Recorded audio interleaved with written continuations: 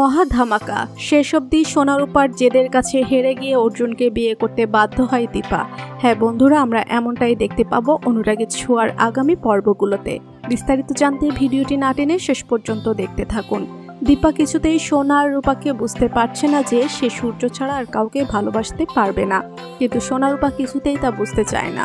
রূপা অর্জুনকে তার ড্যাডি হিসেবে মেনে নিয়েছে, তাছাড়া প্রবীরবাবু ও খোকা জেঠু সবাই চায় দীপা যেন অর্জুনকে বিয়ে করে। অন্যদিকে সূর্য কলকাতায় আসে তার কাজের জন্য। সূর্যের সাথে ইরাও জোর করে চলে আসে। সূর্য আসার সময় হঠাৎ করে তার গাড়ির সামনে এসে দাঁড়িয়ে যায় ইরা। তারপর অনেকটা জোর করেই সূর্যের গাড়িতে উঠে বসে যায়। কোনো উপায় না পেয়ে সূর্য তাকে নিয়ে আসতে বাধ্য হয়।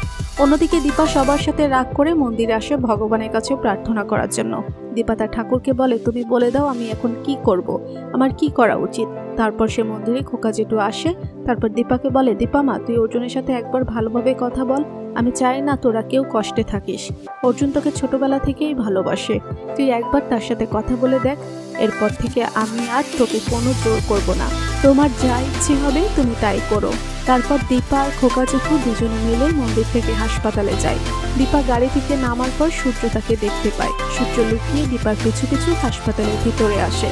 তারপর যখন রূপা অর্জুনকে অর্জুন ড্যাডি বলে ডাকে তা শুনে হতবাক হয়ে যায় সূর্য। সেভাবে আমার মেয়েরাও আমি চলে যাওয়ার পর সবাই এত তাড়াতাড়ি ভুলে গেল, আমি আর কার জন্য ফিরবো, এই বলে সূর্য সেখান থেকে চলে যায়। তারপর অর্জুন, প্রবীরবাবু সবাই মিলে দীপাকে বোঝাতে থাকে। অর্জুন দীপাকে বলে, আমি তোকে তোর মেয়েদেরকে খুব সুখে রাখবো, আমি তোকেও চাই তোর মেয়েদেরকেও চাই। কিন্তু কিছুতেই অর্জুনকে বিয়ে করতে রাজি হয় না দীপা। কোনো উপায় না পেয়ে সোনারূপা জেদ করে বসে। তারা বলে, তুমি অর্জুন ড্যাডিকে বিয়ে না করলে আজকে থেকে আমরা কিছু খাবো না। তারপর শেষমেশ কোনো উপায় না পেয়ে মেয়েদের মুখের দিকে তাকিয়ে অর্জুনকে বিয়ে করতে রাজি হয় দীপা।